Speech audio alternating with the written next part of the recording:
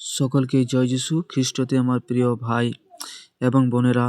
এই সময় আমি হিতোপদেশ তার 16 অধ্যায় 1 থেকে 5 পদ পর্যন্ত পাঠ করছি।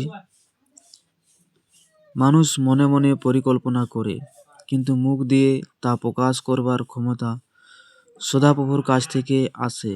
মানুষের সব পথেই তার নিজের কাছে নির্দোষ, কিন্তু সদাপ্রভু তার উদ্দেশ্যগুলো অর্জন করে দেখেন। তুমি যাই করো না কেন, তার ভার সদাপ্রভুর উপর ফেলে দাও, তাতে তোমার পরিকল্পনা সফল হবে। সদাপ্রভু সব কিছু তৈরি করেছেন তাদের নিজের নিজের উদ্দেশ্য অনুসারে।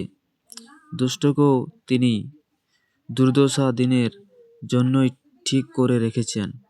যাদের অন্তর গর্বিত তাদের সবাইকে সদাপ্রভু ঘৃণার চোখে দেখেন।